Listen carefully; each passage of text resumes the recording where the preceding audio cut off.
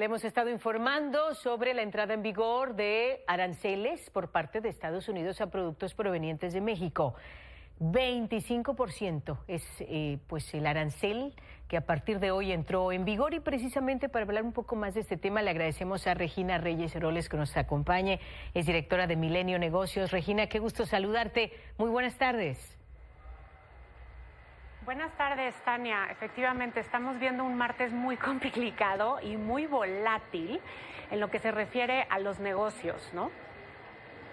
Para que la audiencia tenga una idea más clara, porque sabemos que Estados Unidos es el principal socio comercial de México, pero ¿de qué tamaño es esta sociedad? ¿De qué estamos hablando? ¿Por qué el impacto podría ser muy grande?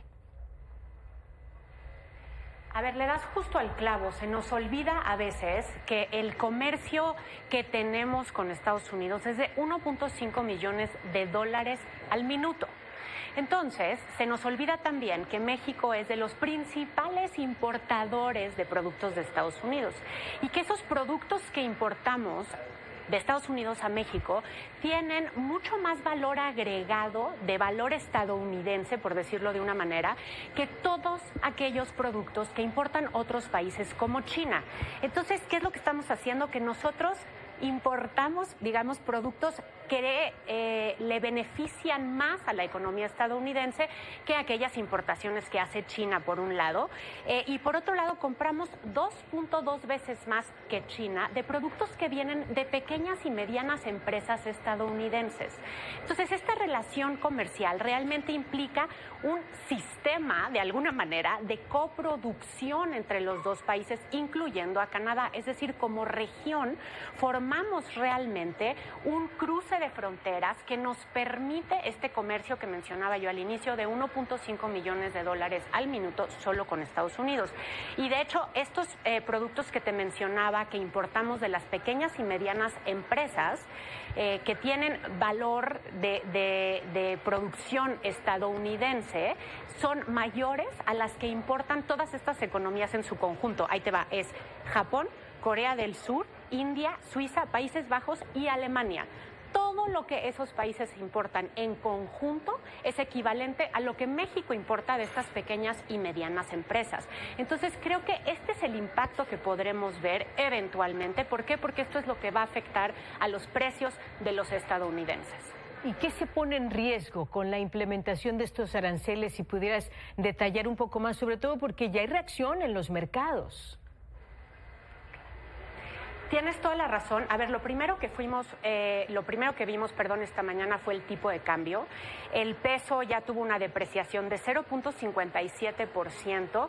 Está rondando en alrededor de 20 pesos con 80 centavos, pero ha estado un poco más abajo, un poco más arriba. Ahora, ¿esto por qué ha sucedido así? ¿Por qué no hemos visto ese 22 pesos por dólar que en algún momento algunos expertos mencionaron?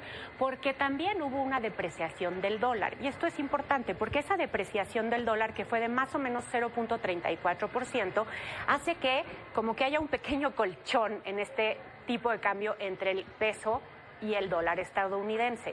Ahora, ¿por qué nos importa esto, Tania? Porque lo que quiere Donald Trump de alguna manera y el gobierno de Estados Unidos es hacer más competitivo a Estados Unidos, y el que el dólar sea un poco, digamos, se deprecie de esta manera, le permite tener un mercado más competitivo.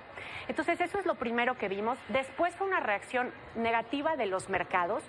En la mañana iniciaron las sesiones de la Bolsa Mexicana de Valores y de Viva a la baja, las dos perdiendo 1.46% o 1.63% respectivamente.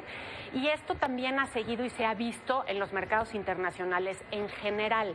De hecho, hay un índice de volatilidad que mide la bolsa de opciones en Chicago que ya tuvo una apreciación de 16%, es decir, esta medición de la volatilidad aumentó 16%, y lo que refleja es este nerviosismo de los mercados que vamos a seguir viendo el día de hoy y hacia adelante hasta que se vayan tomando mayores decisiones, y sobre todo veamos las decisiones del gobierno en México este domingo, ¿no? Nos llama la atención, Regina, fíjate, reacciona la presidenta Claudia Sheinbaum, dice que el próximo jueves va va a buscar tener una comunicación con el presidente Trump, pero sin duda hay una afectación también para los consumidores estadounidenses, no solo México, no solo los consumidores de Estados Unidos, pero entonces, ¿quién gana? ¿Quién, si me permites preguntártelo, quién se beneficia de esta medida? Porque hasta el primer ministro de Canadá, Justin Trudeau, calificó la medida como una tontería.